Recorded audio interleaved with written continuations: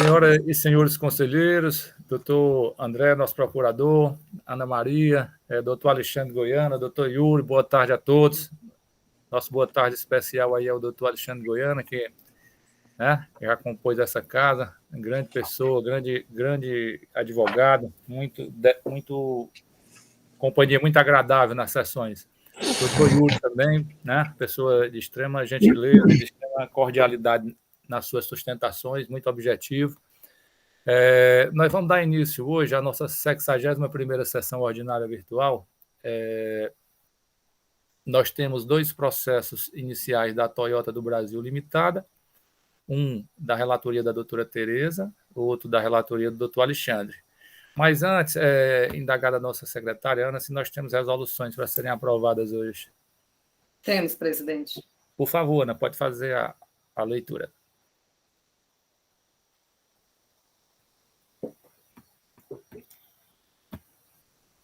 Boa tarde a todos.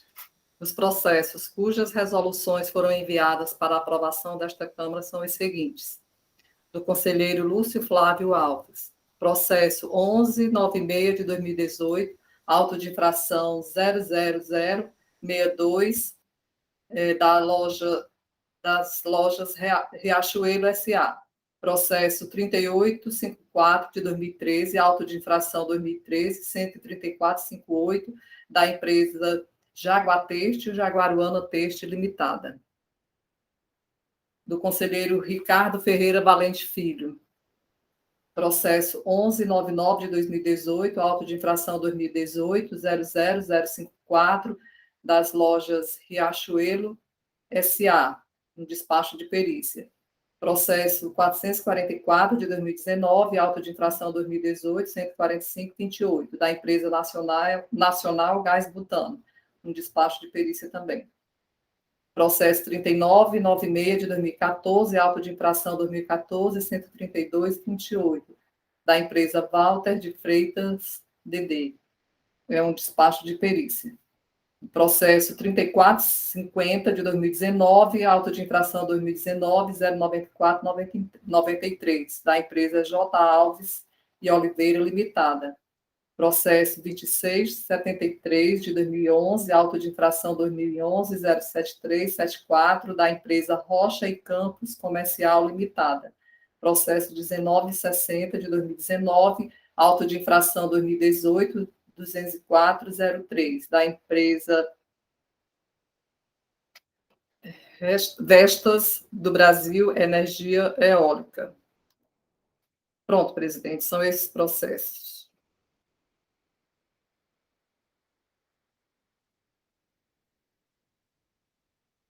A presidência indaga aos conselheiros se há alguma sugestão nas resoluções que foram lidas agora pela nossa secretária. Sem nenhuma sugestão de alteração, a presidência dá todas as resoluções por recepcionadas. Em relação à ata de ontem, alguma sugestão? As minhas sugestões eu já passei para a Ana Maria, já foram feitas, então a presidência também dá a ata por aprovada da 60ª sessão ordinária, realizada ontem. E eu indago aqui as partes. Nós temos o primeiro processo, que é da relatoria da doutora Tereza, que é o auto de infração 2018-02664, recurso número 1/3185/2018, recorrente Toyota do Brasil Limitada, recorrido célula de julgamento de primeira instância. Esse processo foi julgado procedente em primeira instância e recebeu o parecer da assessoria processual tributária pela confirmação da decisão. Esse processo trata de falta de recolhimento do imposto, diferença de ICMS e substituição tributária. O segundo processo, da relatoria do doutor Alexandre, também trata de falta de recolhimento, também por substituição tributária. Se há conveniência de unificação dos julgamentos para fim de complementação dos relatores em relação às informações. Sim, presidente. A gente pode unificar os julgamentos. Doutor André? Presidente, não obstante aí a manifestação do doutor Júlio, Eu entendo que seria mais apropriado nós examinarmos o primeiro processo, porque apesar de serem relacionados, as motivações são diferentes. E muito da discussão do que se tiver no primeiro processo já se aproveitará em boa parte do segundo, mas como tem motivações diferentes, entendo que seja melhor examinar um de cada vez. Ok, então, para que não haja prejuízo para a manifestação das partes, a gente vai fazer em separado. Então, fica agora anunciado o primeiro processo, 1/3195/2018, autoinfração 2018-02664, da conselheira doutora Tereza Helena Carvalho Rebouças Porto. Com a palavra, doutora Tereza. Obrigada, senhor presidente. Boa tarde, senhor procurador do Estado, senhores conselheiros, senhores advogados aqui presentes, o doutor Yuri Rolim e o doutor Alexandre Goiani, né? É a nossa querida secretária Ana Maria. Bem, vamos iniciar aqui o relato. O presente processo é da Toyota, né? Toyota do Brasil Limitado. O fisco acusa a empresa, ora autuada, de falta de recolhimento do ICMS, decorrente da não utilização da carga tributária integral, ou seja, recolheu o imposto a menor em virtude de utilização de redução de base de cálculo do ICMS, substituição tributária indevida, em desacordo com a Lei 13.222/2002, nas operações de veículos novos faturados para a concessionária local, aqui de Fortaleza, da rede Toyota, originariamente posta pelo convênio do ICMS 132/92. A Lei número 13.222 estabeleceu a redução de base de cálculo do ICMS nas operações de saída das montadoras, fabricantes instaladas no país. A presente empresa tem como CNAE principal 45.111.03, que é comércio por atacado de automóveis e caminhonetas. Segundo a fiscalização, não há amparo legal para redução da base de cálculo nas operações de venda de veículos nacionais vindos da unidade da Toyota no Brasil, em Pernambuco, posto que o veículo novo foi adquirido diretamente da montadora. No entanto, por esta não foi fabricado, mas recebido em transferência. Afirma ainda que uma simples troca de notas fiscais devido à emissão por um centro de distribuição no Nordeste, que é o Toyota lá em Pernambuco, não concede à empresa o direito à utilização do referido benefício. São essas as informações do fiscal, né? Vale ainda ressaltar que a empresa anteriormente já estava sob monitoramento fiscal, inclusive com análise de insuficiência de tais recolhimentos dessa empresa, cobrindo o período de dezembro de 2015 a março de 2016, o qual foi pago à vista no dia 6 de maio de 2016, conforme DAI, anexo às folhas 11 a 14. Por sua vez, a empresa acusada solicitou consulta fiscal acerca da interpretação e aplicação da legislação desse Estado, o qual foi concluído com o parecer da CATRE, SECOM 894.2016, que ratificou o entendimento da CESUT. Irresignada com o resultado da consulta, a empresa entrou com pedido de reconsideração, no qual restou ratificado o teor do primeiro resultado através do parecer 1186/2016. Assim, foi emitido o monitoramento, né, que é o 2016-34-261, onde foi expedido o termo de notificação 2016-35.083, cobrando o recolhimento das diferenças relativas ao período de abril a setembro de 2016, o qual foi cientificado pela interessada. No entanto, não houve o recolhimento espontâneo do ICMS substituição tributária do referido período, sendo lavrado o AI 2017-05780. Eu estou fazendo um histórico, porque isso aqui é até para entendimento dos pareceres, né, da CATRE. Mesmo sendo autuado, a empresa continuou praticando a redução indevida da base de cálculo nas aludidas operações de saídas interestaduais, constatado nos monitoramentos fiscais de 2016 e 2017, que a empresa foi monitorada, né? Sendo assim, foi emitido o MAF 2017-06481 para designação de auditoria fiscal restrita para o período de 1º de dezembro de 2016 a 30 de junho de 2017, que é justamente o presente auto de infração, né?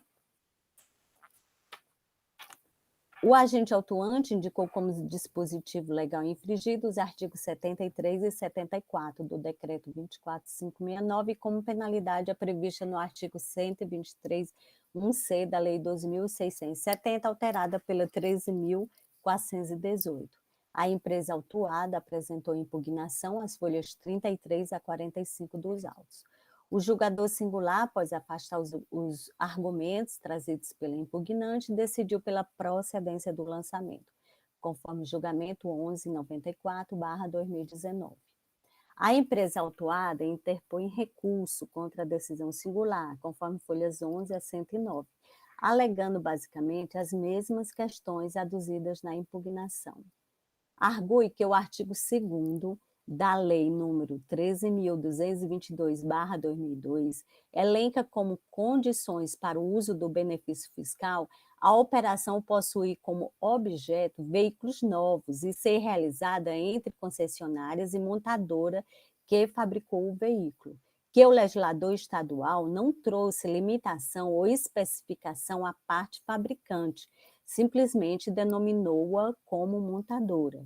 Desse modo, conclui-se que qualquer estabelecimento da pessoa jurídica que tenha integrado o processo produtivo de alguma forma e realiza a operação de venda de veículo novo à concessionária estará albergado pela norma tributária desonerativa, que o cadastro da recorrente contempla a fabricação de veículos, o que demonstra o exercício de atividade fabril, ao que pese não ser desenvolvida como atividade principal, mas sim secundária. Que a Cefaz do Ceará consignou que o termo montadora, aludido pela Lei 13.222/2002, compreende os estabelecimentos que tenham participado do processo produtivo do veículo. É o que se verifica pelo parecer 03/2019. Desse modo, é preciso que o estabelecimento remetente tenha integrado o processo produtivo do veículo novo e não fabricado em sua totalidade.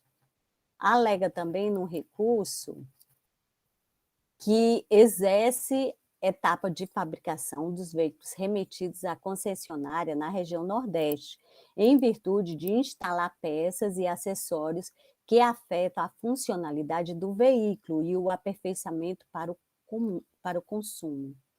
O exercício dos mencionados atos figuram como industrialização, nos termos dos incisos 2 e 4 do artigo 4º do Decreto 7.212/2010, que o Estado não pode se contrapor ao parecer da SECOM, número 03/2019, por fim, impede a improcedência da autuação ou subsidiariamente a extinção processual, em face do teor vinculante do parecer da SECOM da CATRE 03/2019. A assessoria processual tributária, no entanto, sugere o conhecimento do recurso ordinário, mas negando-lhe provimento, no sentido de confirmar a decisão de primeira instância pela procedência da ação fiscal. É o relato, senhor presidente. Qualquer dúvida, eu não sei se eu me fiz muito clara, eu posso contribuir com alguma, se eu souber.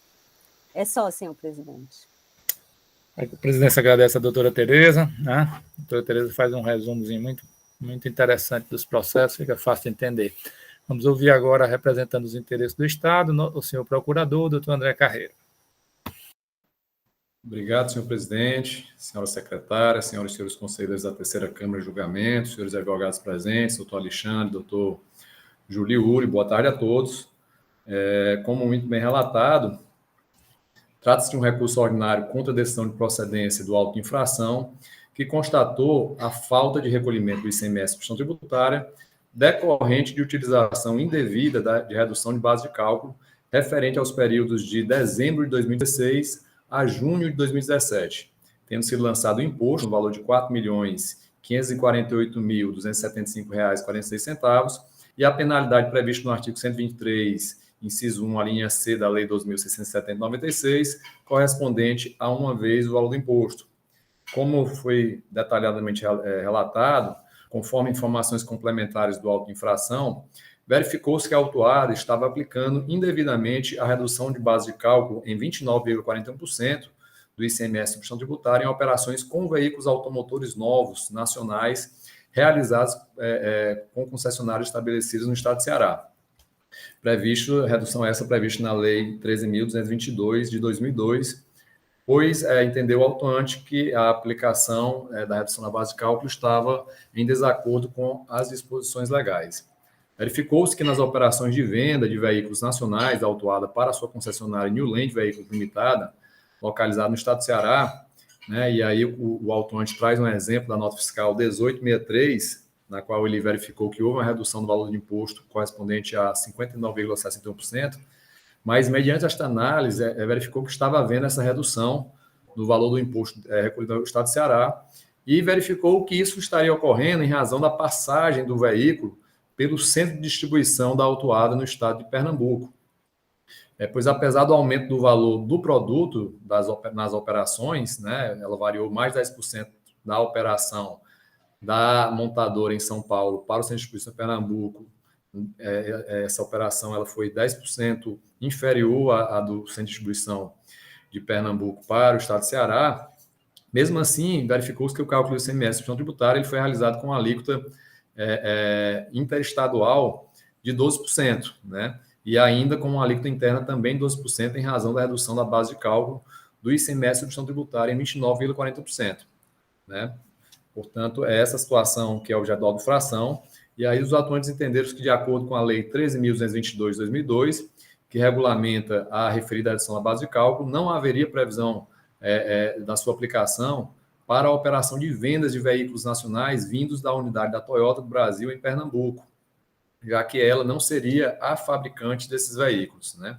Segundo a fiscalização, analisando a operação de substituição tributária, ou seja, a operação de remessa, né, interna para o estado do Ceará, para as concessionárias, né, com recolhimento do imposto até o consumidor final, constatou-se que o veículo automotor novo foi adquirido diretamente da montadora. No entanto, por esta não foi fabricado, no caso ele refere à montadora, o centro de distribuição, mas não foi fabricado, pois o recebeu em transferência.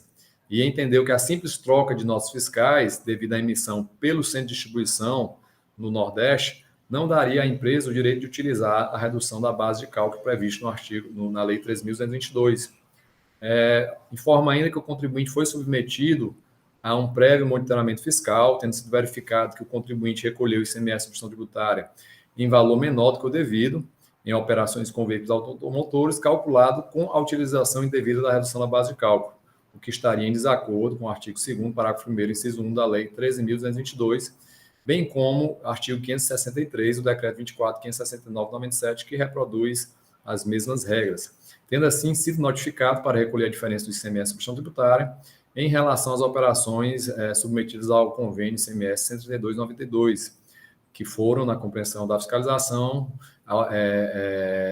calculados com a utilização indevida da redução da base de cálculo.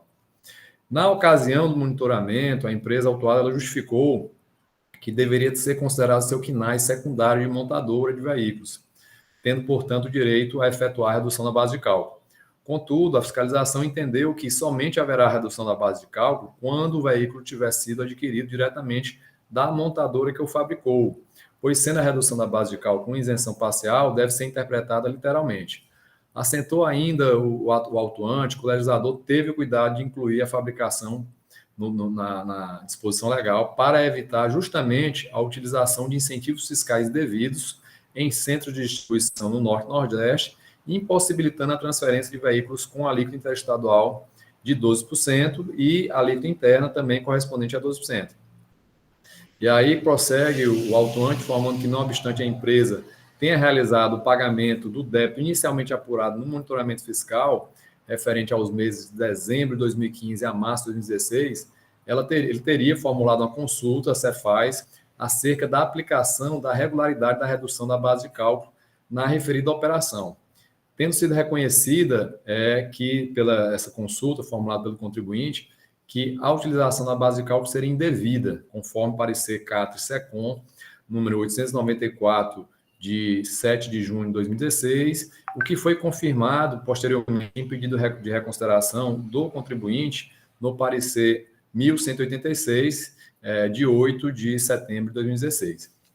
Assim, relatam os autuantes que, mais uma vez, a empresa foi notificada para recolher a diferença do ICMS de substituição tributária devido, referente ao período de abril a setembro de 2016, cujo não atendimento pelo contribuinte dessa notificação resultou na abertura da ação fiscal e lançamento do crédito tributário referente ao período de abril a novembro de 2016, que é objeto de outra auto-infração 2017-05780, dígito 8. Queria só fazer aqui um parênteses aqui, indagar aqui o doutor Alexandre, doutor Yuri, se esse outro auto-infração, esse 2017-05780, dígito 8, ele já foi julgado pelo CONAT? Já, procurador. Na verdade, esses dois autos de infração já foram julgados até pela Câmara Superior, certo? Hoje eles estão judicializados. Hoje existe uma discussão judicial se retornam ou não esses processos ao CONAT, mas de fato já foram julgados. Certo, obrigado. Pois bem, prosseguindo aqui no relato dos autuantes, considerando isso, não obstante a lavratura desse auto de infração, a empresa continuou a enviar veículos para o Estado do Ceará com redução da base de cálculo, o que motivou a sua notificação da suspensão da sua inscrição estadual até a regularização do débito, né, o que importou no ajuizamento de mandado de segurança pelo contribuinte para assegurar a manutenção da sua inscrição, tendo sido deferido pelo Poder Judiciário. Isso. Portanto, o presente de auto-infração, como já foi dito no início, ele lançou os créditos tributários de diferença de ICMS e substituição tributária devidos referente ao período de dezembro de 2016 a junho de 2017. E, por fim, esclareceu o autuante que, no caso, não se aplicam as condições previstas nos incisos 2 e 3 do parágrafo 1º do artigo 2º e que, em relação ao inciso 4, não efetivou a correção dos valores dos veículos importados, pois permitida a redução da base de cálculo do ICMS quando os veículos tenham ingressado no estabelecimento concessionário com a carga tributária igual ou inferior a 7%. E todas as diferenças de imposto, né, esse aqui seria o caso de veículos importados. E no caso aqui, a diferença do imposto, objeto de lançamento, se relaciona exclusivamente a 1.198 operações de vendas de veículos modelos nacionais, Etios e Corolla. Os dispositivos legais infringidos são os artigos 2º, parágrafo 1º, inciso 1, da Lei 13.222 de 2002, bem como o artigo 563 do Regulamento CMS, que reproduz as mesmas regras, indicado ainda os artigos 73 e 74 também do Regulamento. E na defesa, no recurso, o contribuinte ele altera um pouco a argumentação trazida na impugnação, até diante de fatos novos, mas dentre os argumentos, ele traz o argumento de que a Cefaz reconheceu a possibilidade de aplicação da redução da base de cálculo à empresa autuada através do parecer SECOM, número 3 de 2019, né, no qual ela teria reconhecido que a autuada seria uma indústria montadora por integrar o processo produtivo do veículo novo, não sendo necessário que o tenha fabricado em sua totalidade. Né? Aí alega ainda que a autuada exerce a etapa de fabricação dos veículos remetidos a concessionárias do Nordeste, pois instala peças e acessórios que afetam a funcionalidade do veículo e o aperfeiçoa para o consumo, bem como realiza inspeção de itens obrigatórios e diagnóstico de avarias, realizando eventuais reparos. No entanto, com a devida vênia, entendemos que não deve proceder à conclusão do contribuinte. Né? De fato, analisando o parecer SECOM número 3 de 2019, verifica-se que houve manifestação conclusiva da Cefaz, mas essa conclusão foi no sentido da possibilidade de enquadrar a empresa autuada como indústria, quando ela participar efetivamente do processo de industrialização dos automóveis, ainda que de forma segmentada. Né? Referida consulta teve por objeto a correta interpretação, que deve ser conferida ao termo montadora, mencionado no inciso 1 do parágrafo 1º do artigo 2º da Lei 13.222 de 2002, e no inciso 1, parágrafo 1º do artigo 563 do Decreto 24.569/97. A conclusão do parecer, portanto, tem por fundamento determinante o fato de constar como KNAI secundário na inscrição no CNPJ do estabelecimento filial da empresa autuada a fabricação de veículos automotores, o que a caracterizaria como estabelecimento industrial e seria o que seria também uma condição para a fruição do benefício fiscal da redução da base de cálculo. E aí, nesse parecer, prossegue defendendo que a interpretação do termo montadora para o fim específico da aplicação da referida norma legal compreende apenas aqueles estabelecimentos que tenham participação efetiva no processo de industrialização do veículo, ainda que realizado de forma segmentada.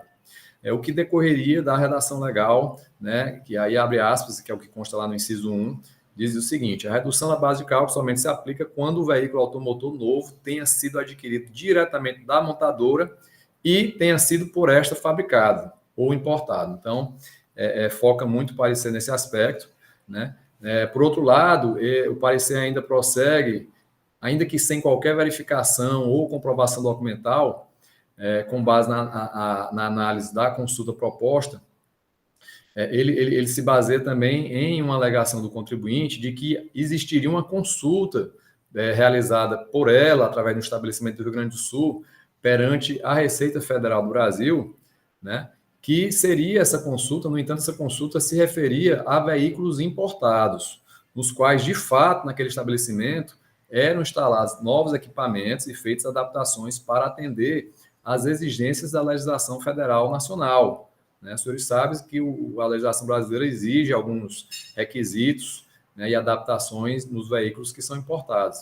E aí sim, naquele caso específico, lá da realidade do estabelecimento do Rio Grande do Sul, a Receita atestou que a atuação, esse estabelecimento tinha uma atividade industrial. No entanto, o parecer, com base nessa situação do estabelecimento da empresa autuada lá do Rio Grande do Sul, ele concluiu, né, deduziu que também o estabelecimento da empresa localizada em Pernambuco, ora autuado, também atuaria de forma secundária na fabricação do veículo, na produção do acabamento e na apresentação do produto, ou na montagem de partes e peças, e ainda no reparo e na restauração do veículo, fazendo referências para entender que isso é uma atividade de industrialização, a legislação do IPI, especificamente o regulamento do decreto 7.212/2010. Ocorre que, no caso da presente autuação, restou comprovado que o estabelecimento da empresa autuada, e caracterizado por ela, tanto na ação fiscal quanto na sua defesa e impugnação, ele é um centro de distribuição para logística nas regiões Norte e Nordeste. E, no caso específico, pela natureza das operações e veículos que nelas são contemplados, de fato, ela não realizou ou participou de qualquer atividade fabril em relação aos veículos autuados. Como foi dito no início, são veículos de fabricação nacional, da montadora Toyota, dos modelos Etios e Corolla, e eles foram remetidos em transferência para o estabelecimento autuado como produtos prontos e acabados para comercialização para as concessionárias, né? Então, eles não foram remetidos do estabelecimento de São Paulo para a realização de beneficiamentos no centro de distribuição, ainda que ela tenha um KNAI secundário que a permita fazer isso, né? Tanto que também consta lá nas informações complementares e na documentação do monitoramento a informação que não houve destaque de IPI na saída destas mercadorias para as concessionárias do Estado do Ceará, o que mostra que não foram, de fato, acrescidos equipamentos ou qualquer outra adaptação que possa ser caracterizada como industrialização segmentada. Portanto, entendemos que, ainda que a inscrição fiscal federal do estabelecimento contemple como atividade secundária a fabricação de veículos, no caso concreto, não houve qualquer atividade fabril nos veículos cujas operações foram consideradas lançamento tributário, que justifique a possibilidade de redução da base de cálculo com base nesta circunstância. O outro aspecto que o contribuinte traz alega que esse parecer 3/2019 da SECOM, ele é vinculante, tem que ser aplicado retroativamente, né, já que é uma resposta à consulta do contribuinte e, portanto, como tal, trata-se de um ato administrativo integrante da legislação tributária e, no caso, se aplicaria aqui ao julgamento dessa auto-infração por ele não estar definitivamente julgado, e aí busca amparo no disposto nos artigos 96, 100, 105 e 106, inciso 2, 1 e 2, a linha A, do Código Tributário Nacional. No entanto, também, com o devido respeito, entendemos que não é o caso de se aplicar o entendimento do parecer 03/2019, que, como visto, apenas admitiu a possibilidade de, nas situações em que o estabelecimento do Estado de Pernambuco realize, de fato, alguma atividade que possa ser caracterizada como uma industrialização, seja na instalação de acessórios, de equipamentos, né, ou outras formas que possam ser caracterizadas como industrialização, no caso concreto, fica muito claro da documentação fiscal que isso não ocorreu, foram veículos transferidos, prontos e acabados da unidade de São Paulo para a unidade de Pernambuco, para posterior remessa ao estado do Ceará, para as concessionárias localizadas no estado do Ceará. Além disso, lembro aos senhores que a consulta tributária ela está sujeita a algumas condições, e dentre elas, que o consulente não esteja sob ação fiscal ou com auto de infração lavrado sobre a mesma matéria da consulta, e nem tenha sido notificada para cumprir a obrigação relativa ao fato objeto da consulta, e ainda que não tenha sido objeto de decisão anterior proferida em consulta ou litígio em que for parte. Isso consta muito claro lá no disposto no artigo 884, inciso 2, a linhas A, B e C do regulamento CMS. Portanto, essa consulta e esse parecer decorrente da consulta, ela não poderia ser formulada e, portanto, por não atender suas condições legais, portanto, o próprio parecer em si, ele é nulo. Ele é nulo porque ele não preenche suas condições de emissão, né? Então, tanto porque já havia sido lavrado o presente auto de infração, bem como também já haviam sido lavrados outros autos de infração referente à mesma matéria e a períodos distintos. Também já havia ocorrido notificação prévia do contribuinte para pagamento do imposto nos monitoramentos fiscais, né? E, além de tudo isso, como já foi informado, também havia, inclusive, julgamento pelo CONAT de alguns desses autos de infração. Portanto, ele não tem validade legal, né, pela razão pela qual entendemos que deve ser apenas comunicada essa situação à SECOM para que seja declarado formalmente a nulidade da referida manifestação, pois não atende aos seus requisitos legais, né? Ademais, além desse ponto, verifica-se ainda que anteriormente já existiam os pareceres CATRE e SECOM 894/2016 e parecer 1186/2016, em pedido de reconsideração, também tratando da mesma matéria e em sentido contrário. É fato que esses pareceres também padecem do mesmo vício que a gente aduz aqui em relação ao parecer 3/2019, né? Porque, de fato, foram consultas formuladas quando o contribuinte já estava sob ação fiscal e já com autos de infração lavrado.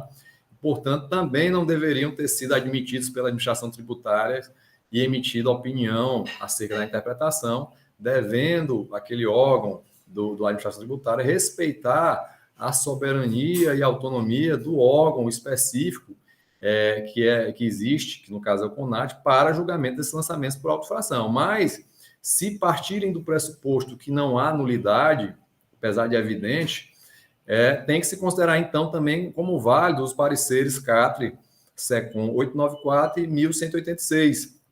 Na espécie, verifica-se, portanto, claramente que o parecer posterior ele não invalidaria os pareceres anteriores, apenas importaria numa mudança de critério jurídico adotado pela administração tributária no exercício da atividade de lançamento. E, portanto, conforme dispõe o artigo 146 do CTN, ele somente poderia ser aplicado para fatos geradores futuros.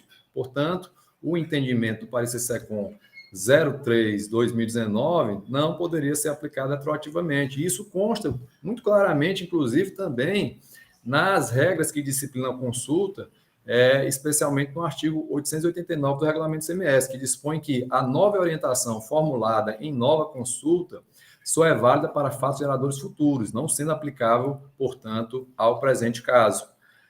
Ademais, também, ainda que se entendesse que esse parecer integra a legislação tributária, né, com base no disposto lá nos artigos 95 e 96 e 100, né, o que é bem questionável, mas, de fato, não poderia ser aplicado também retroativamente com base no disposto no artigo 106, em especial no inciso 2 da linha A, pois, no caso, há como condição da aplicação retroativa dessa norma que não tenha importado em falta de recolhimento de imposto, e o presente auto, ele lança justamente o descumprimento da obrigação principal, lança o imposto, não é um mero descumprimento de obrigação acessória, portanto, não restaria atendido uma das condições legais exigidas na norma. E passando aqui, voltando aqui para a argumentação inicial do contribuinte, ele defende que a autuada preenche o requisito legal para a redução da base de cálculo, o qual exige que a operação se dê entre uma montadora que fabricou o veículo e uma concessionária no estado do Ceará. E, portanto, entende que não há restrição de sua aplicação apenas na operação com o estabelecimento fabricante, né? E aí, tentando reforçar o seu argumento, ela argumenta que possui o KNAI secundário de fabricação de veículo e que, portanto, a interpretação literal do artigo 2º, parágrafo 1º, inciso 1 da Lei 13.222 de 2002 comporta, sim, a aplicação da redução da base de cálculo na operação praticada pela autuada. E aí, para a gente analisar esse argumento central do contribuinte, que ele inicia sua defesa, inclusive, eu fiz uma ordem inversa aqui dos argumentos, mas ele inicia com base nisso. É importante que a gente faça uma leitura atenta do disposto na referida norma. E o que diz o artigo 2º da Lei 13.222, 2002, na sua redação vigente à época, né? Dizia o seguinte: fica reduzida em 29,41% a base de cálculo do ICMS nas operações internas de importação do estrangeiro com veículos automotores novos realizados por concessionários, observadas as condições previstas neste artigo e no artigo seguinte. E aí, as condições estão previstas justamente no parágrafo 1º. São várias situações que ele admite, e aqui o caso a gente trata do primeiro inciso, né? Diz o seguinte: a redução da base de cálculo prevista no caput somente se aplica, inciso 1, nas operações internas realizadas por concessionário, desde que o veículo automotor novo tenha sido adquirido diretamente da montadora e por esta tenha sido fabricado ou importado. Esse dispositivo, como foi dito, ele inclusive é reproduzido no regulamento, lá no artigo 563, né? E na nossa leitura, e não resta dúvida, essa norma tributária, ao tratar de redução de base de cálculo do ICMS, ela se equipara, referido instituto, a uma isenção parcial, né? Isso já foi pacificado pela jurisprudência do STF, firmada, inclusive, em sede de repercussão geral, e, portanto, a partir dessa premissa de que a redução da base de cálculo ela se equipara a uma isenção parcial, é importante a gente observar as regras hermenêuticas estabelecidas no Código Tributário Nacional, em especial disposto no artigo 111, inciso 2 do CTN, que dispõe o seguinte: interpreta-se literalmente a legislação tributária que dispõe sobre outorga de isenção, que seria o caso. E na nossa compreensão, no caso concreto, a autuada ela defende a interpretação da possibilidade da aplicação da redução da base de cálculo, por entender que a operação dela se amolda justamente aos termos lá tratados no inciso 1 do artigo 2º da Lei 3.222, o qual é reproduzido, não há nem mudança de nenhum termo ou pontuação no decreto do ICMS. E na nossa leitura, entendemos que a referida norma, ao se referir à montadora, de fato, ela não está vinculando a operação ao estabelecimento que fabricou o veículo objeto da operação na qual foi aplicada a redução da base de cálculo, bem como não condiciona, se fosse o caso e não ao estabelecimento que efetivou a operação de importação. No caso, entendemos que a interpretação literal impõe que seja entendido o termo montadora como um sinônimo de empresa, né? Como um sinônimo de pessoa jurídica, a qual pode possuir diversos estabelecimentos pelos quais venham a transitar os veículos por ela fabricados até a operação de venda para as concessionárias, na qual será cobrado o ICMS tributário devido pelas saídas subsequentes até o consumidor final. Inclusive, isso é motivo de vários questionamentos, essa questão da transferência dos estabelecimentos, se é não fato gerador, previsto na lei complementar, foi objeto de julgamento recente do STF dizendo que não. Inclusive, já há modulação para assegurar a incidência do fato gerador até o final do presente exercício, né? Está encaminhando o julgamento dos embargos declaratórios para aplicar a referida modulação, esse entendimento só a partir do ano que vem. Mas isso aqui é só uma digressão que não se liga diretamente, mas o fato é que nesse trânsito interno não há uma mudança de titularidade e a norma não faz vinculação ao estabelecimento. Assim, tendo o veículo sido fabricado pela empresa autuada, isso é fato, foi fabricado pela empresa autuada, não pelo seu estabelecimento de Pernambuco, mas pelo seu estabelecimento de São Paulo, né? Mas foi pela mesma pessoa jurídica. Portanto, na nossa compreensão, resta contemplado, sim, o benefício da redução da base de cálculo na operação praticada pelo contribuinte, ainda que ela não tenha advindo diretamente do estabelecimento fabricante de São Paulo. Se a administração tributária pretendia limitar o benefício à operação realizada com o estabelecimento fabricante do veículo, né, cuja operação incidirá o ICMS de substituição tributária, ela deve, sim, promover a alteração da referida lei através do Poder Legislativo competente, mas pelos seus termos, né, e diante de uma interpretação literal que impõe o CTN, entendo que não há como fazer, mediante interpretação, uma criação de um novo requisito para a fruição do benefício fiscal. Inclusive, o contribuinte traz na seu recurso uma decisão do Poder Judiciário do Estado do Piauí, numa situação bem similar ao presente caso, né? Lá, no caso, foi julgado procedente de embargo de execução para afastar os autos de infração, mas observem lá a transcrição da legislação do Estado do Piauí. E se os senhores verificarem nessa decisão, a legislação tributária do Estado do Piauí, ela é bem diferente do Estado do Ceará e ela vinculou, sim, a redução da base de cálculo ao estabelecimento fabricante, ou industrial, né, ou importador. Embora, se a finalidade tenha sido a mesma que os autuantes indicam no início da autuação, lá não há uma vinculação de que o veículo tenha sido nele fabricado ou importado. Né? E no Estado do Ceará, como dito e visto aí na redação, a legislação ela não vincula o benefício ao estabelecimento, e sim à montadora, à empresa, à pessoa jurídica. Né? Mas, por outro lado, ela vincula que o veículo tenha sido nela fabricado ou importado, né? Na mesma pessoa jurídica. Então, não obstante o princípio da autonomia dos estabelecimentos, no caso, não há como fazer a restrição interpretativa proposta pelos autuantes e confirmada pelo julgador de primeira instância, pois ainda que referida a operação de remessa ao centro de distribuição autuado localizado no estado de Pernambuco seja uma operação praticada pela empresa para fins de reduzir os encargos tributários incidentes sobre suas operações, em razão de benefícios fiscais ilegítimos concedidos por aquele estado em desconformidade com a Constituição Federal, conforme entender os autuantes, na palavra dele, houve apenas uma simples troca de notas fiscais, entendemos que tal fato não justifica criar condições para a concessão do benefício com base em interpretação restritiva não contemplada na literalidade da norma de isenção.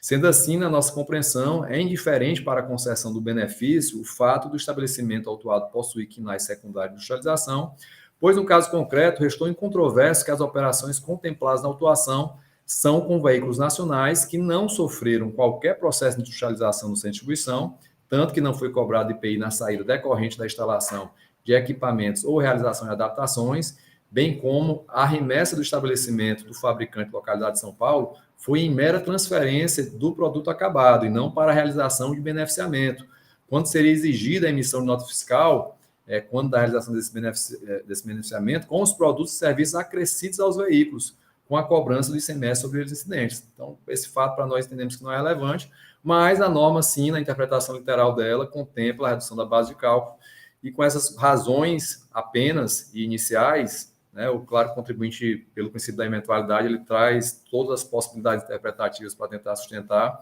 mas nós nos limitamos a esse argumento inicial e refutamos os demais para se manifestar pelo conhecimento do recurso, para dar-lhe provimento, reformando a decisão de primeira instância para improcedência do auto de infração. São as nossas considerações, senhor presidente, senhores conselheiros. Caso necessário, voltaremos a nos manifestar no decorrer das discussões. Obrigado. Agradecer ao doutor André. Vamos ouvir agora os manifestantes, representantes da parte, por favor. Senhor presidente, senhores conselheiros, doutor André, Ana Maria, um prazer mais uma vez estar aqui no CONAT. como eu reiteradamente coloco, é uma casa que eu me ligo já, eu milito e me ligo, né? Há muito tempo já, e que eu tenho realmente orgulho de ter passado aqui por várias composições, e ver que o CONAT está sempre, sempre no auge, né, no auge da dinâmica, da dialética, e sempre trazendo aqui entendimentos bem interessantes, né, para a tratativa do ICMS aqui, não só no estado do Ceará. A gente acaba levando muita coisa aqui do CONAT para os outros CONATs também, para os outros contenciosos estaduais. Senhor presidente, é muito bom ouvir o doutor André, porque é sempre muito técnico, né? A gente já teve oportunidade de debater já em outras esferas, e do ponto de vista técnico, a gente realmente sempre vê um cuidado muito caro com o direito. Exatamente por isso, senhor presidente, a minha sustentação oral iria começar por onde o doutor André terminou, né? Na realidade, a gente não ia aqui discorrer inicialmente com efeito vinculativo, de consulta, e levar a temática para um outro lado. De fato, e é isso que a gente, desde o início, sustenta, né, em todos esses autos de infração foram lavrados, né, no caso, acho que foram 3 ou 4 autos de infração, sobre esse mesmo tema, nós estamos buscando o início, o âmago. Por que é que existe essa redução? Ela está ligada ao quê? Né? E aí faz nós retornarmos lá no princípio, lá no convênio 132 de 91, salvo engano, vou até confirmar aqui, 132 de 92, na realidade, que foi o que instituiu a substituição tributária para o caso dos veículos automotores novos, e que em nenhum momento, em absolutamente nenhum momento desse convênio, ele trazia algum tipo de vinculação a estabelecimento. Ele sempre falava em relação à montadora, sempre falava em relação à importadora. Isso tem um porquê, né? Todo esse arcabouço legal tem um porquê. Por que é que não se vinculou a um estabelecimento específico que se tratou sempre de montadora, né? Porque nós temos aí por trás, e a gente tem que entender esse momento, dos anos 90, como abertura como um mercado em exponencial crescimento aqui no Brasil, no que diz respeito à importação de veículos, buscava-se, nesse momento aqui, uma proteção da indústria nacional. Buscava-se aqui uma proteção do nosso tributo. E aí vedava-se, nesse momento aqui, a possibilidade de um importador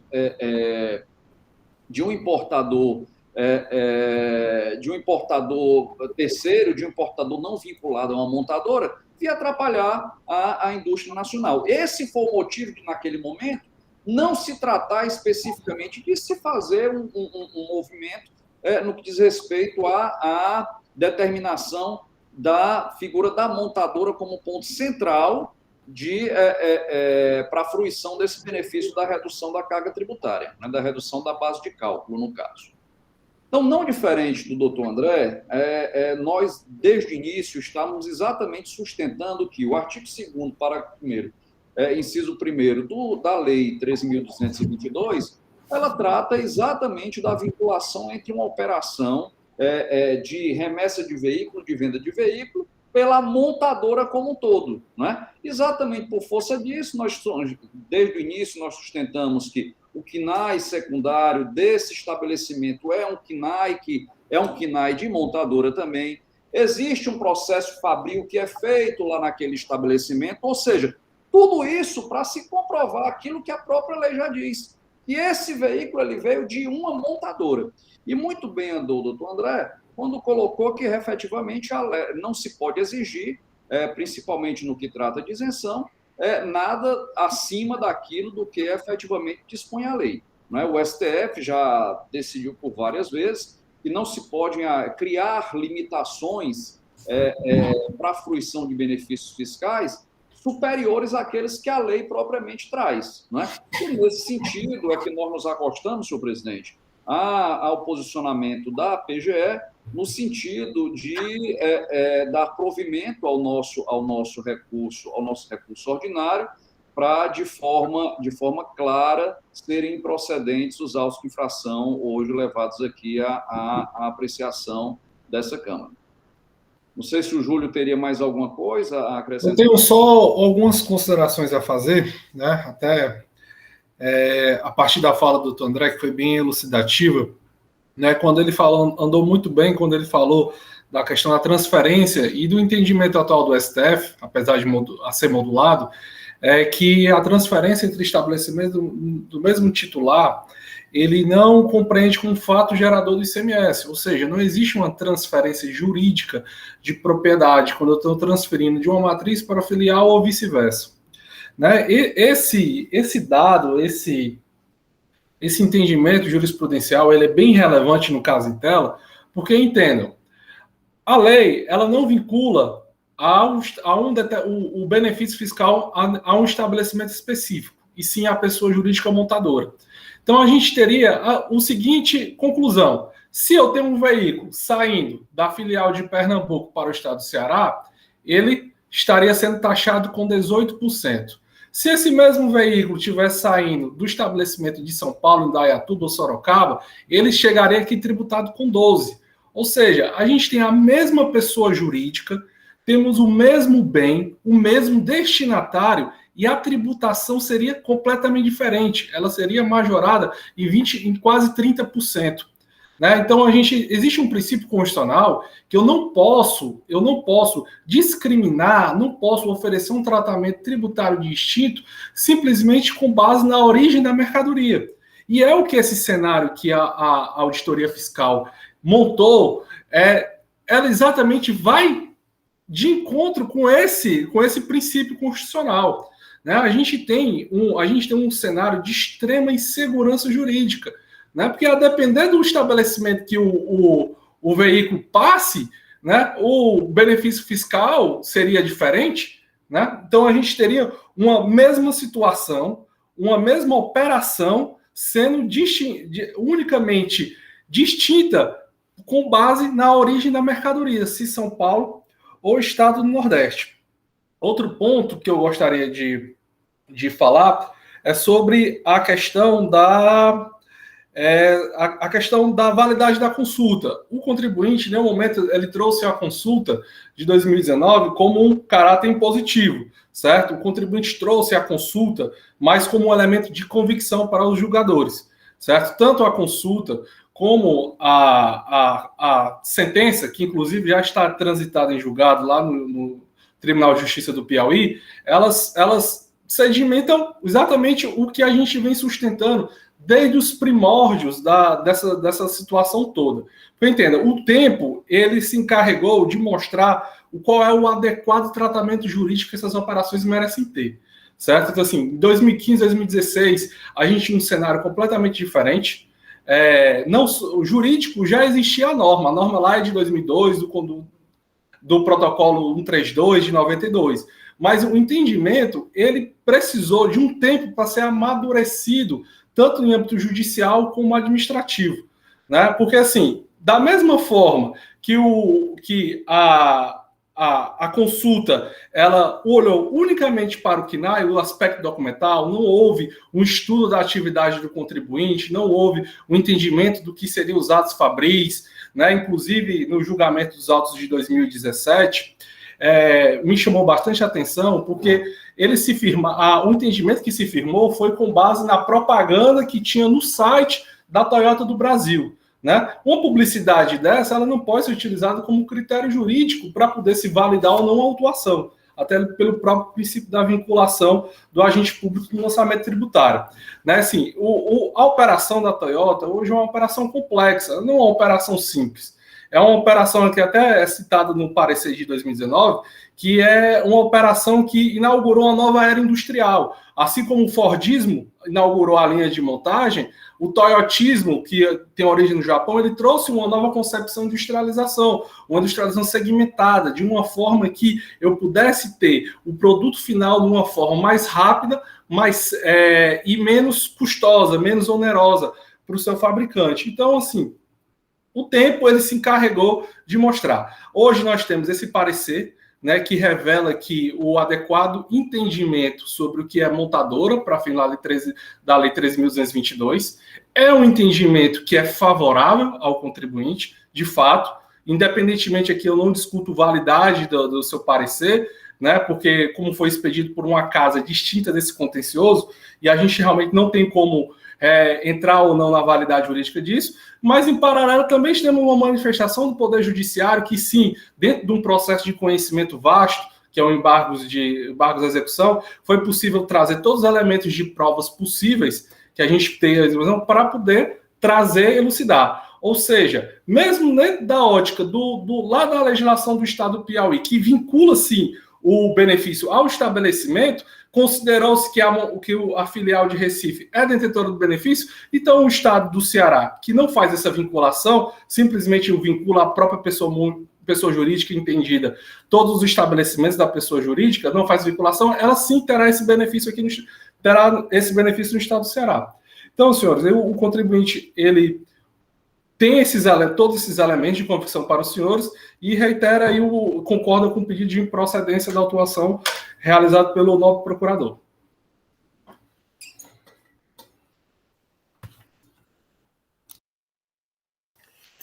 presidência vai colocar o processo em discussão pelos conselheiros, por favor. Bem, senhor presidente, como eu sou a relatora, o doutor André aí já se posicionou, né?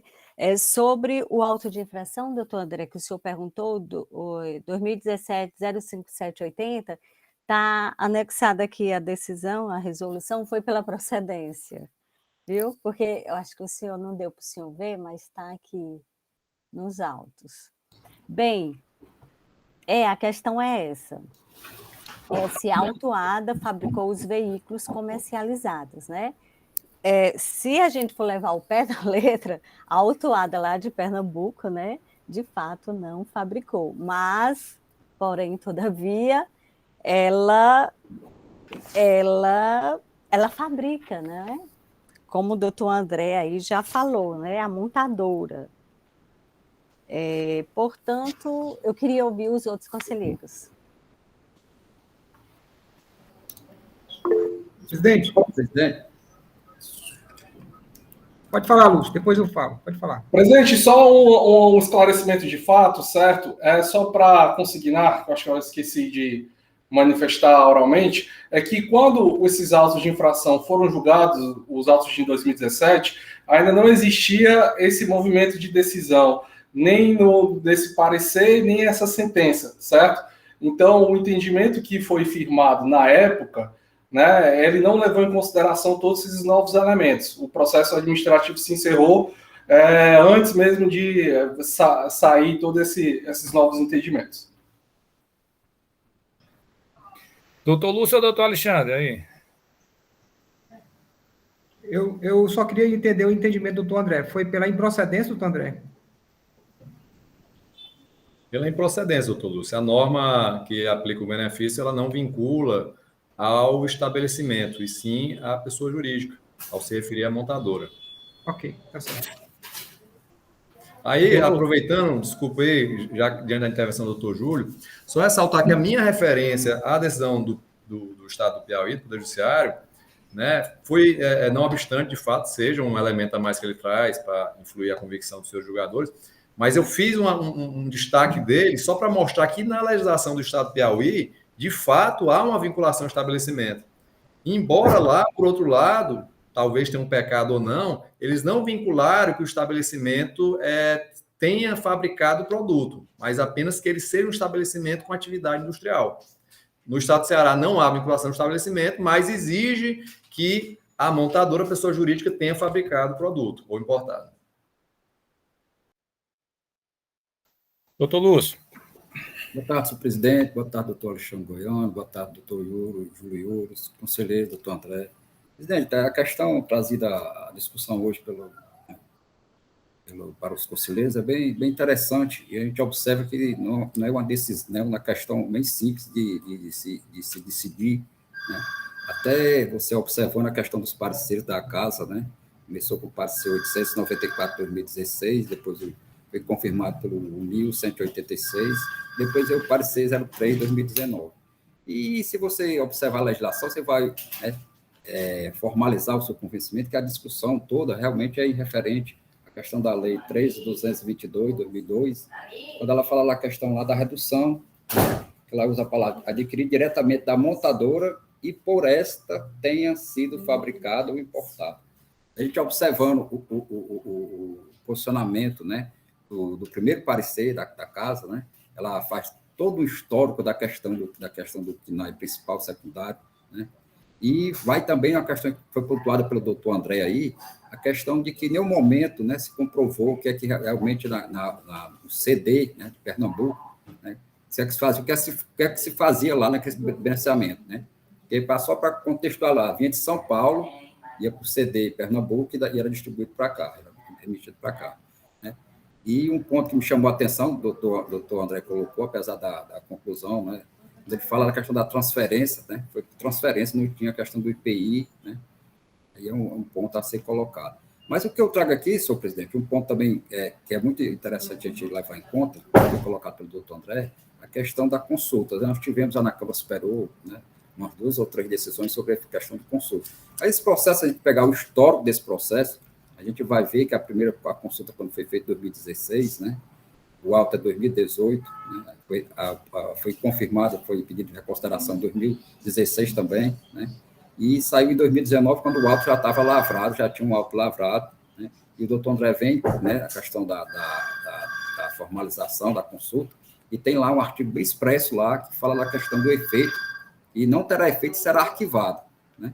Mas aí eu tenho o meu ponto de vista que essa análise era para ter sido feita lá pela SECOM, né? Uma vez que a SECOM admitiu a consulta e respondeu, né?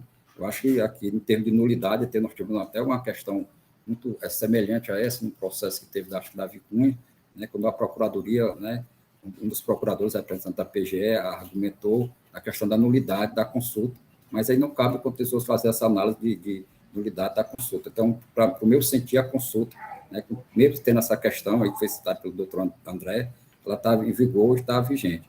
E que, pelo que eu entendi, né, a consulta ela muda a questão para o conceito, né, do que é montadora, no entender do doutor André, é a questão do estabelecimento. Mas agora, analisando o parecer da CEAP, né, também um parecer que ela tem, né, tem a sua importância, né, ela é justamente o ponto que o direito tem, na mesma interpretação do mesmo artigo, 2 pontos bem divergentes, né, com interpretação divergente. É justamente o artigo que ela fala que, no entendimento, era para ter a questão da montadora, só tem o direito quando vem da montadora, quando é fabricado pela montadora, né? Então, apesar do seu CD, né, Pernambuco mandar para cá, não ficou claro aqui, mas foi dito, né, e depreende que é feito algum beneficiamento, né, até acho que na formação complementar, acho que chega a colocar algum tipo de acessório se colocado nesse CD, né, mas o entendimento é que seria na montadora. Então, presidente, né, diante dessas colocações, da colocação, foi trazido um precedente do estado do Piauí, né, sobre essa questão. Da consulta aqui, eu não me sinto seguro para julgar esse processo agora, eu queria pedir vista desse processo para ter uma análise mais completa dessa situação, né? Entendi a colocação do doutor André, entendi muito bem a colocação do doutor Alexandre, do doutor Yu, a questão do estabelecimento, mas para mim ainda tem para me formar essa questão, que nós temos aí 2 pontos, né? Mesmo artigo, né? Com 2 pontos de vista bem, né? Assim, contraditório, mas que cada um exige, sim, a sua análise com mais profundidade. Então, eu me sinto mais seguro porque eu tenho mais tempo para analisar esse processo. Antes de passar a palavra ao doutor Alexandre, Goiânia, né, é um direito do conselheiro, né, solicitar vistas de qualquer processo antes que se inicie a votação do mesmo. A minha dúvida aqui ficou se em relação ao próximo processo, se isso vai ter conexão com o próximo processo. Mas vamos ouvir o doutor Alexandre aqui que pediu a palavra. Tem sim, presidente. Muito rapidamente, só para tirar só para se fazer um esclarecimento acerca da consulta, né, e dos elementos que nortearam essa consulta. Foi apresentado dentro dessa consulta o movimento fabril que é feito lá nessa operação da Toyota no Porto do Suape, lá no Pernambuco. Então, se for verificado dentro do processo, pelo menos isso foi anexado no início, e deve, acho que até anexamos também na defesa desse auto-infração, não estou bem lembrado, não estou com o processo todo aberto aqui, mas é demonstrado todo o processo fabril que é feito lá, com os veículos que lá chegam, principalmente os veículos importados, que dão a conotação de que aquele estabelecimento é um estabelecimento montador, né? E, por outro lado, também, nós temos uma outra conexão, são 3 pontos especificamente, né? Nós temos uma outra conexão lá que diz respeito ao próprio regulamento do IPI, que fala sobre a equiparação desses estabelecimentos a um estabelecimento industrial, como nós temos ainda também uma outra ratio que foi tomada com base para esse parecer, que seria a questão do CNAE que está constando lá do CNPJ da empresa. Então, só para fazer essa pontuação, senhor presidente. Obrigado. Presidente, só o doutor Alexandre está falando da consulta, que saiu o parecer 03, foi anexado quando foi feita na SECOM. Isso. Foi anexado esses documentos todos. Foram anexados esses documentos. Esses documentos estão nos autos, estão todos... É para estar nos autos, pelo menos foi anexado, e é para estar nos nossos autos aqui também, né? Pois é, não dos autos daqui, dentro do processo que está sendo em julgamento. É para estar dentro dos autos também, que nós sempre anexamos isso nessas defesas. O processo está concedido vista ao doutor Lúcio, tá certo? Abrir a palavra aqui para o doutor Alexandre fazer esclarecimento, também vou dar oportunidade para o doutor André. Pronto, presidente, obrigado. De fato, o doutor Alexandre coloca aí com muita precisão, e verifiquei isso no teor do parecer, que há uma referência a esse processo fabril. Mas eu gostaria só de enfatizar que a consulta, mesmo a consulta de 2019, o parecer, ela apenas conclui pela possibilidade da empresa gozar da redução de benefício fiscal, né, do estabelecimento, no caso Pernambuco, quando ela realizar, de fato, efetivamente, alguma atividade de industrialização, ainda que de maneira segmentada. E, como foi bem dito, isso acontece mais comumente, até por exigência da legislação, nos veículos importados, né? Porque precisam de adaptações, precisam de equipamentos que muitas vezes são exigidos pela legislação estadual, e talvez esses veículos são fabricados na Argentina, talvez a legislação lá já não saia com esses mesmos equipamentos de lá. O que é diferente em relação aos veículos nacionais, né? Aqui, no caso, o parecer ele conclui pela possibilidade, confirma que a empresa, além de formalmente ter atividade industrial conforme registrado no seu CNAE, no estabelecimento filial, também, de fato, teria, né? Apesar de do parecer não, e eu disse isso na minha fala inicial, ele não adentra nessa demonstração. Ela se baseia basicamente nas afirmações do contribuinte, ela não cita nenhum documento de industrialização que comprove o fato. Mas, enfim, para a nossa conclusão, isso não é o relevante para o caso. O caso é que, nesse caso, não é incontroverso, pelas circunstâncias, pelo relato, que não houve processo fabril ou industrial no estabelecimento de Pernambuco. Mas a redução da base de cálculo estaria, mesmo assim, assegurada pela interpretação literal da norma que a prevê. Só essas considerações aí para o doutor Lúcio, não sei se ficou muito claro.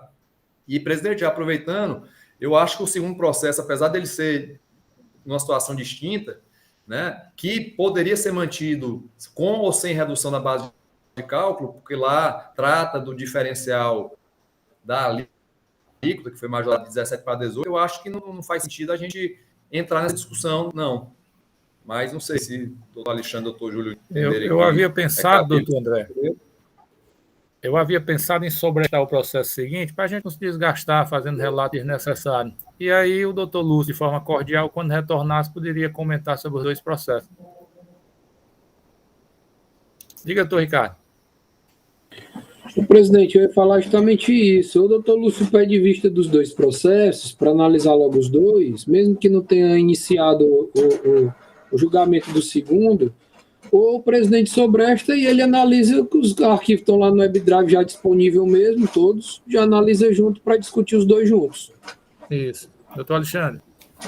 Senhor presidente, eu estou de acordo porque eles têm conexão, sim. A diferença é relativa a esse processo que foi julgado primeiro, porque estava no mesmo período e aí foi feito porque houve a mudança de alíquota, como bem falou o doutor André, de 17% para 18%, e apesar do valor ser pouco, mas tem relação, e a citação do auto anterior nesse processo também. Então, há uma conexão e precisa ser analisado junto, senhor presidente. Ok. Só por uma questão técnica, a presidência vai sobrestar o segundo, doutor Lúcio ficou concedido vistas do primeiro processo para o conselheiro, cordialmente, na sessão que os processos retornarem, ele já faz uma avaliação conjunta, né? E aí a gente pode ter uma condução, digamos assim, mais segura, né? Mais confortável para o conselheiro. Tudo bem, doutor Alexandre? Doutor Yuri, agradecer aí a presença de vocês. Senhor presidente, eu que agradeço mais uma vez, deixo o meu grande abraço a todos, um bom resto de semana. Obrigado. Obrigado, pessoal. Até mais, viu? Um prazer novamente. Dando seguimento à nossa ordem do dia, nós temos 2 processos aqui da empresa recorrente Araújo, Cabral e Alves Limitada, a CAL. O processo de número 1/5568/2018, auto de infração 2018-12-297, da relatoria do Dr. Felipe Augusto Araújo Muniz, processo julgado procedente em primeira instância, e recebeu o parecer da assessoria processual tributária pela confirmação da decisão. A ANA informou que o representante da parte não irá comparecer, então vamos ouvir o relato do Dr. Felipe.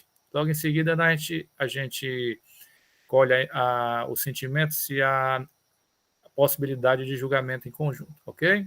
Com a palavra, doutor Felipe.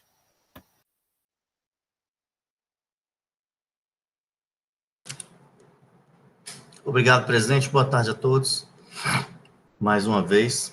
E, dando início ao relato, trata-se de um processo que tem como acusação fiscal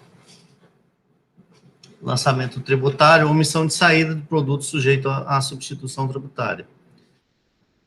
Omissão de saídas referente a produto sujeito à substituição tributária no montante de R$ 389.499,56, constatado por levantamento quantitativo de estoque e referente ao exercício de 2014. O agente autuante apontou como infringidos os artigos 127 e 176-A do Decreto 24569, aplicou penalidade prevista no artigo 123.3b, item 2 da Lei 12.670, com a redação posterior dada pela 16.258. Em relação a essa penalidade aplicada, resultou numa multa, apenas na multa, não existe valor principal, mas uma multa de R$ 38.949,96.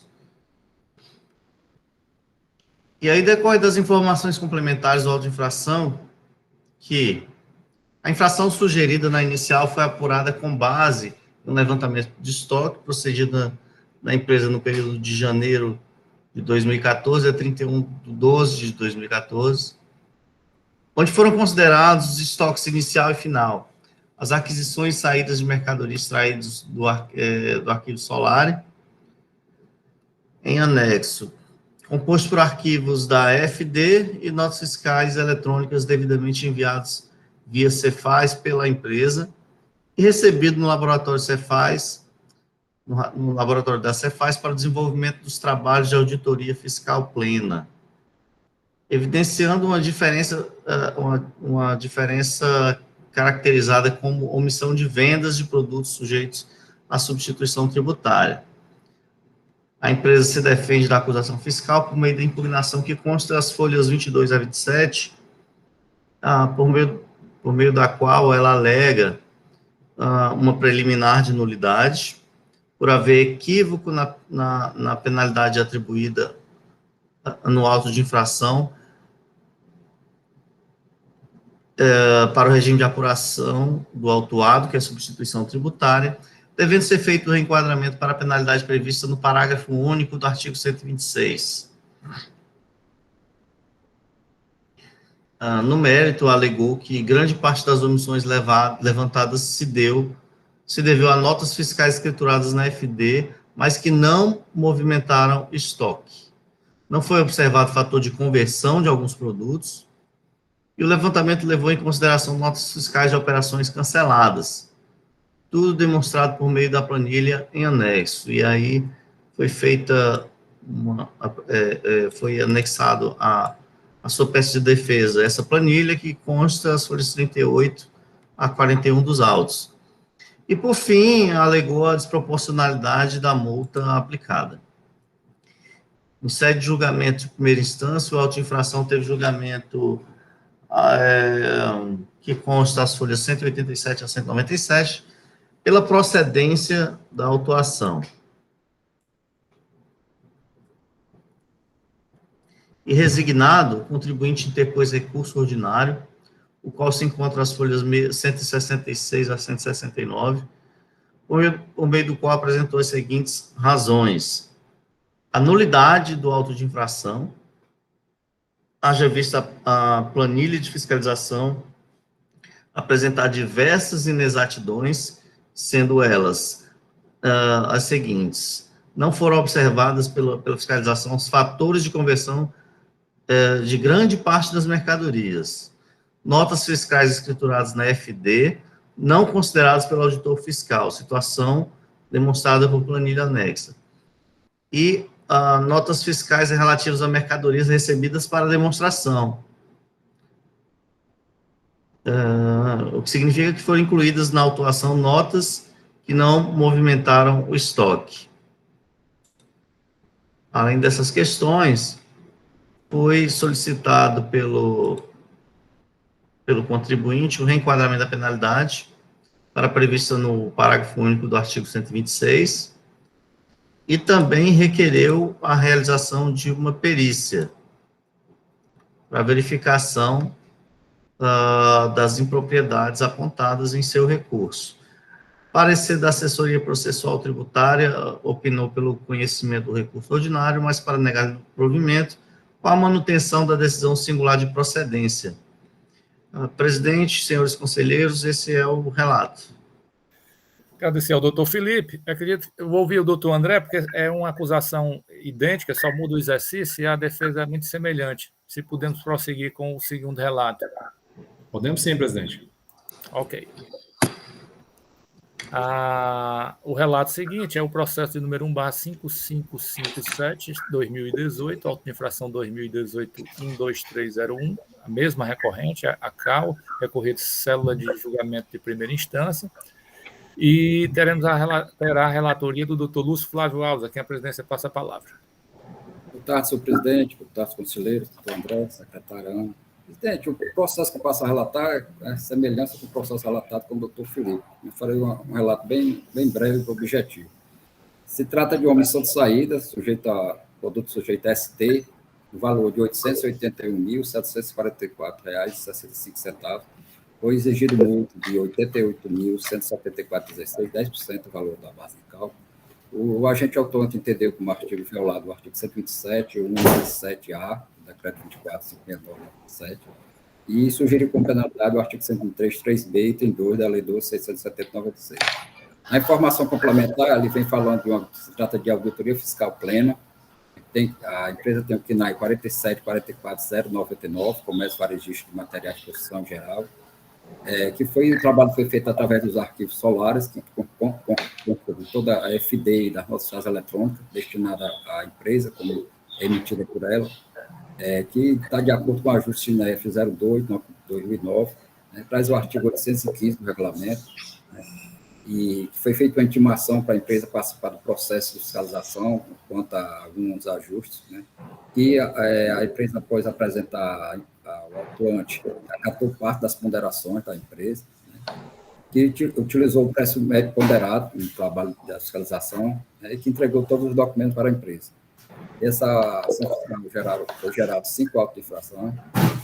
A empresa inconformada com a impugnação, com os seguintes pontos. O primeiro ponto, da penalidade apontada no AI, equivocada para o regime de apuração da autuada, pede uma nulidade, que diz que a empresa é sujeita ao decreto 31/207/2013, sujeita a ST por contrato, pede a aplicação do artigo 126, parágrafo 1, 1% do valor da operação, já que as notas estão escrituradas. No mérito, no caso do princípio da verdade material, diz que notas fiscais que foram colocadas no levantamento devem ser excluídas, já que não tem movimentação de estoque, né? Traz uma planilha, né, anexada aqui aos autos, com 5 folhas, né, com cada tópico ele vem citando aqui a situação que ele acha que contém equívoco do trabalho do agente fiscal. Outro ponto é da lesão aos princípios da razoabilidade, da proporcionalidade, a questão do confisco, né? Que diz que a infração não gerou prejuízo para o Estado, já que o imposto foi recolhido através de SP. O processo caminha para julgamento da primeira instância, o julgamento pela procedência da infração. A julgadora afasta a nulidade, diz que se não houve cesseamento de defesa, e existem provas, né, no processo para constatar a exigência fiscal, né, e que manteve a penalidade sugerida pelo agente autuado. A empresa é intimada, ela entra com recurso ordinário, nos mesmos pontos trazidos da impugnação, dessa feita acrescentando só a questão do pedido de perícia, né? Fala da questão da nulidade, fala da questão dos equívocos, reitera a questão da planilha que foi anexada lá na impugnação, né? Diz que a julgadora não analisou devidamente a planilha, né? Questão das notas fiscais para a demonstração, né? Cita aqui 2 casos, 2 notas com 2 situações específicas e pede o reenquadramento da penalidade com o artigo 126, parágrafo 1. Né? Traz uma decisão da segunda Câmara, né, que no entendimento dela se aplicava ao caso em análise. Né? O processo caminha para a SEAP, tem um parecer pela procedência da autuação. Esse é o relato.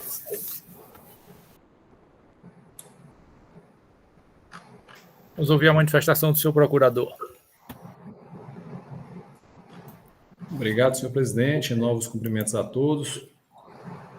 Como bem relatado, são 2 processos da mesma empresa, né? Muda apenas os exercícios, né? E, consequentemente, o levantamento fiscal. Né? Tratam-se de recursos ordinários contra a decisão de procedência do auto de infração, que confirmou a imputação de omissão de saída de mercadorias sujeitas à ICMS e substituição tributária na entrada, né? Vendas de mercadorias sem documento fiscal.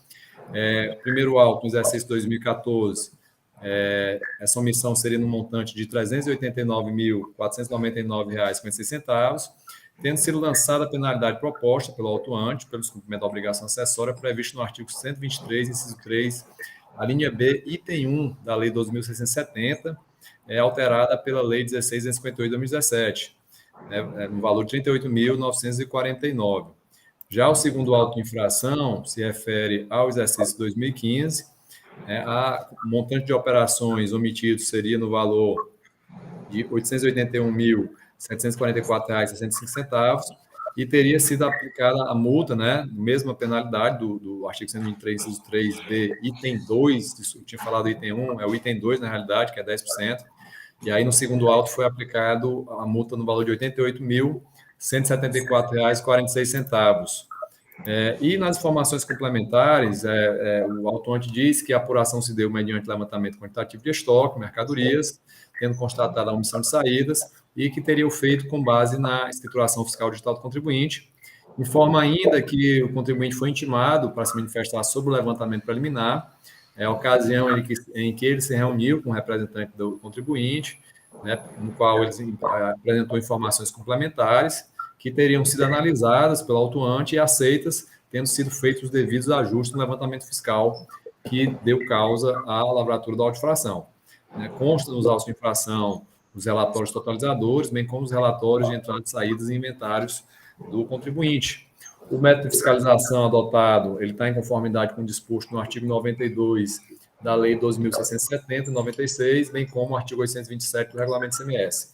Já a obrigatoriedade da emissão da nota fiscal na saída consta nos artigos 127, 169, 1741, 176A e 177 do Regulamento ICMS, bem como o artigo 75 da Lei 12.670 e 96.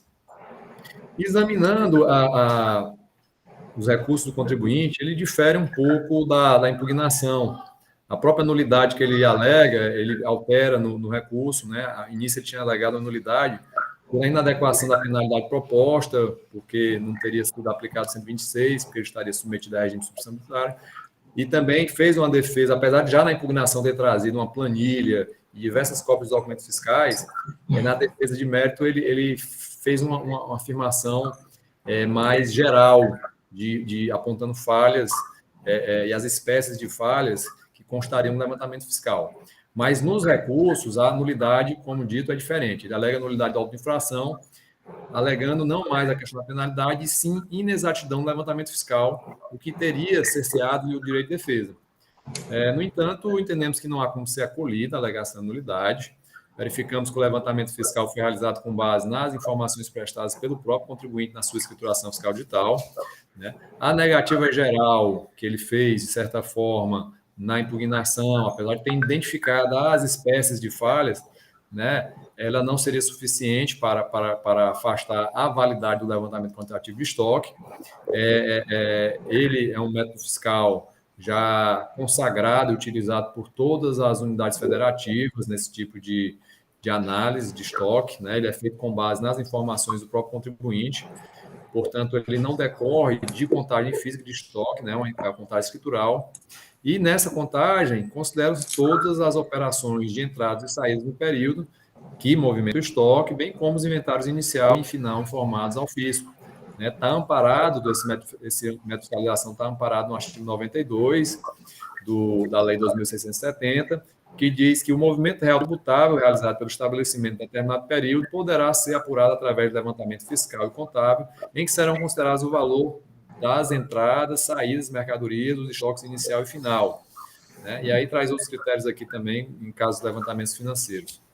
Mas é fato que não há como se atacar o método, e sim, não obstante, caso seja apontada alguma falha na sua aplicação, possa ser verificada e, se for o caso, feito o devido ajuste, o que não invalida o lançamento decorrente do auto de infração. E, no caso, foi demonstrada a omissão de saída, né, de produtos sujeitos à substituição tributária na entrada, uma vez que a equação estoque inicial mais entradas igual estoque final mais saídas foi positiva, o que demonstra que o quantitativo de saídas e o estoque final foi inferior ao quantitativo de entradas e estoque inicial. Portanto, a omissão de saídas decorrentes da venda de mercadorias sujeitas à substituição tributária está claro tanto no relato da auto-infração quanto nas informações complementares, bem como se depreende facilmente dos relatórios totalizadores anexados aos autos de infração. Tanto é fato que não há nulidade, que não houve cerceamento de defesa, que o contribuinte, na sua defesa, e foi uma defesa que ele foi agregando novos argumentos substancialmente, talvez tendo visto mais tempo para fazer a análise do levantamento fiscal, ele faz uma impugnação específica das falhas que ele entende existentes no levantamento fiscal, narra diversas situações referente a falhas na utilização da unidade de conversão, relata situações de não consideração no levantamento fiscal de notas fiscais devidamente escrituradas na FD, situações também de que teriam sido consideradas no levantamento fiscal mercadorias remetidas para demonstração, e, por fim, isso em relação ao auto de infração 2015, que também teriam sido considerados bens adquiridos para o consumo. Portanto, realmente o contribuinte ele teve uma plena compreensão dos motivos que ocasionaram a autuação, fez uma defesa específica e substancial, né? Portanto, não há qualquer prejuízo ao seu exercício, tendo sido assegurado, sim, a ampla defesa contraditória, razão pela qual entendemos que deve ser afastada a nulidade proposta. E, no mérito, o contribuinte traz uma questão de prova fática, ele alega que o levantamento quantitativo de estoque é falho, e aí traz justamente essas situações que eu já disse, erro na aplicação de fatores de conversão, não consideração de alguns documentos fiscais que estavam escriturados na FD, que teriam sido incluídas mercadorias para demonstração, bem como que teriam sido consideradas também a aquisição de bens para o consumo próprio do contribuinte. E isso ele faz com muito mais propriedade no recurso, né? Ele aponta essas possíveis falhas, classifica cada uma dessas situações, indica nas razões do recurso, inclusive citando exemplos específicos trazidos por ele, mostrando todas as situações, tanto em relação à utilização de unidade de possíveis erros na aplicação de fatores de conversão, ou de notas fiscais que não foram consideradas pelo levantamento que estava estipulado na FD, bem como as demais situações de mercadorias recebidas para demonstração ou adquiridas para consumo próprio, né? Ele traz, a planilha que ele traz é muito rica, traz detalhado por documento fiscal, fazendo a classificação de cada situação, isso tanto no auto 2014 quanto 2015, traz uma série de cópias de documentos fiscais que se relacionam com os fundamentos que ele entende que seria equivocado o lançamento, de modo que nós entendemos que, no momento, tem que ser dirimido todas as questões fáticas, e isso só é viável através de uma realização de perícia. No caso, ele trouxe contraprova e impugnação específica das razões por que entende que o levantamento fiscal é falho, e, portanto, indicaria a necessidade da sua verificação e, se for o caso, a realização dos ajustes necessários, razão pela qual a Procuradoria ela entende pela conversão do julgamento em perícia para a realização da perícia requerida pelo contribuinte. Presidente, seriam essas nossas razões, né? O outro pedido que remanesce é em relação ao reenquadramento para a penalidade do artigo 126, inclusive seu parágrafo único. Já adiantamos que, no caso, ainda que venha a ser confirmada a omissão de saída após a realização da perícia, caso os senhores entendam nesse sentido, não poderá ser aplicado porque justamente a acusação fiscal é de falta, é de omissão de saída, ou seja, operações que ocorreram à margem de emissão de documento fiscal, que, portanto, se não houve emissão sequer de documento fiscal, não haveria como considerar esses documentos fiscais devidamente escriturados. Por enquanto, seriam essas considerações. Também teria algumas considerações a fazer em relação à norma indicada como fundamento legal da penalidade, que já foi com a redação da Lei 16.058 de 2017. No entanto, os fatos geradores são anteriores e a norma não previu nenhum benefício ao contribuinte, e nos manifestaríamos apenas em relação à indicação da penalidade, mas com base na redação anterior, com a aplicação do artigo 126 caput, né? Não é possível o parágrafo único, mas a aplicação do artigo 126 caput, que são os mesmos 10% já aplicados nos autos de infração. Por enquanto, são as nossas considerações, aguardo as discussões, se for o caso, voltaremos a nos manifestar. Obrigado. Agradecer ao senhor procurador, e agora o presidente deixa os processos à consideração dos conselheiros. Presidente, quando eu estava fazendo análise desse processo, apenas 2 pontos rapidinhos. Eu cheguei à mesma consideração, à mesma conclusão que foi dada pela Procuradoria, de que os pontos específicos apresentados pelo contribuinte referente às inexatidões do levantamento só seriam dirimidos por meio da conversão do processo, né, numa perícia. Né? Com relação a isso, eu entendo tal qual a Procuradoria e não tenho muito o que refutar. No entanto, com relação ao reenquadramento da penalidade, né, ele pede aí que seja aplicado o parágrafo único do artigo 126, mas como a Procuradoria disse, a autuação é justamente a falta de, ou melhor, falta de lançamento das notas fiscais, né, omissão de saídas. Se as notas estiverem escrituradas, não faz sentido, né, não haveria nem a penalidade. Né, e se não tiver, não faz sentido, né, de qualquer forma, o reenquadramento. Então, de antemão, é descartada, né, o reenquadramento solicitado pelo contribuinte. Mas, em relação à perícia, eu acredito que esse é o caminho, né, adequado a ser tomado por essa Câmara. Doutor Lúcio. Presidente, também tem o mesmo sentimento do doutor André como do doutor Felipe, né, o relator anterior, no sentido que esse processo necessita de uma perícia. Né? Na impugnação, a empresa já apresenta uma planilha, né, cada situação, descrevendo cada situação. E o que me chama a atenção aqui, porque tanto no julgamento bem extenso, né, foi assim, feito um trabalho assim, só por amostragem. A própria julgadora disse que pegou apenas um dos itens e traz na peça lá, no quadro totalizador da empresa, observou e viu que aquele item não tinha fundamento. Mas eu acho que nós temos que realmente aqui, como bem disse a empresa aqui, buscar a verdade material, né, e temos que, no meu entender, também seguir o caminho de um pedido de perícia para instruir esse processo e chegar ao resultado, né, realmente devido, presidente. As provas são bem fortes, no sentido que realmente existe falha no trabalho, né? Possível falha no trabalho no levantamento feito pelo fiscal. Não, senhor presidente, só uma observação aos conselheiros que temos que votar só a nulidade arguída pela parte, porque já foi eu penso que deve ser afastada antes de ser mandado para a perícia. Eu também entendo pelo relato do processo que deve ser encaminhado para exame pericial. O doutor Alexandre lembrou bem uma questão em relação às preliminares. A nulidade só é deixada para ser analisada depois da perícia quando tem conexão com os fatos. Você quer verificar se a nulidade está ligada àquele fato.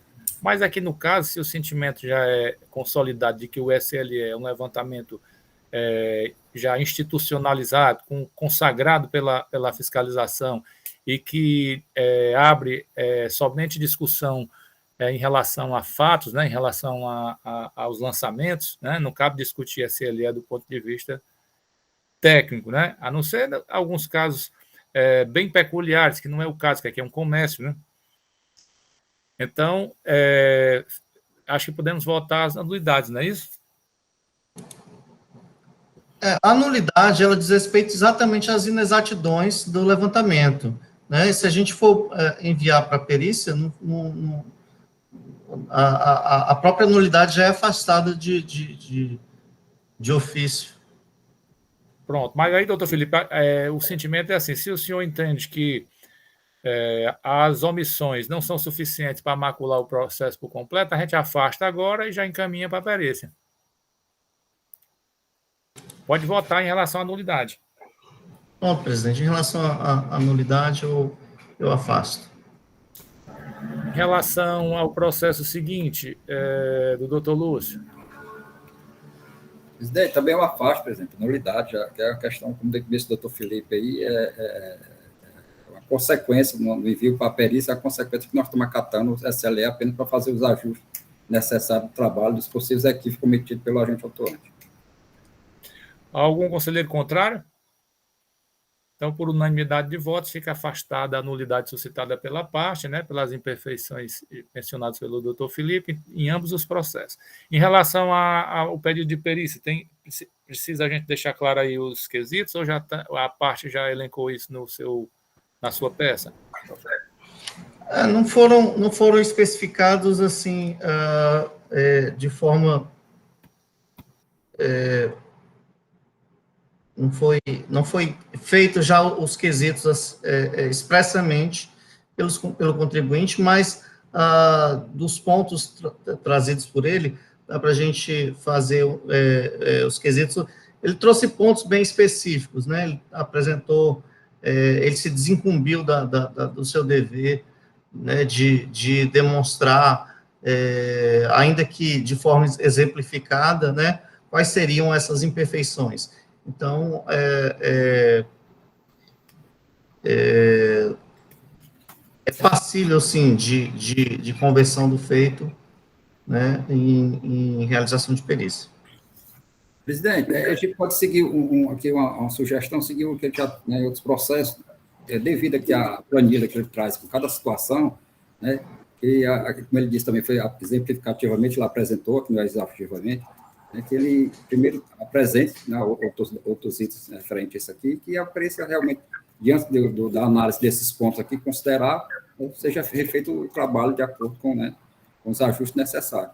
Que ele traz assim, presidente, só para ficar contextualizado aqui, né, ele traz o código do produto, o item, né, traz o totalizador e do lado a observação, ele faz a observação de cada item, ele faz o que é que ele entende que não está correto no trabalho do agente fiscal, ele vai considerando aqui cada situação dessa. Então, e logo na impugnação, ele já disse que isso aqui é de forma, né, exemplificativa, não é uma coisa exaustiva. Então, seria analisar esses pontos aqui, uma vez constatado que a empresa apresente também os demais itens necessários para o trabalho do perito. Né? Agora ficou claro, o doutor Lúcio esclareceu, né, que a indicação exatamente de qual a falha, né, que a empresa entende que houve no levantamento em cada item. E aí ele vai ampliando, à medida que o assistente técnico vai conversando com o perito, eles vão ampliando esse leque de observações, ok? Voltando aí, só para constar na gravação da doutora Ana Maria.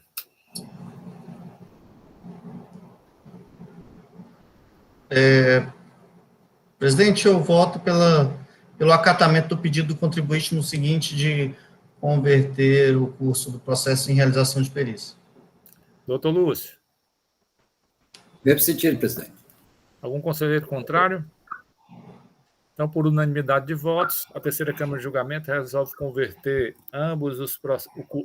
o curso de ambos os processos em realização de perícia para que sejam verificadas as anomalias apontadas no recurso da parte, né, bem como seja indicado assistente técnico para que possam ser acrescentadas outras que venham a ser arguídas, né, durante o processo. Ok? Assuntos gerais, nós temos aí o calendário que o doutor Micael tinha perguntado ontem, vamos discutir só rapidinho, que hoje o tempo sobrou um pouquinho.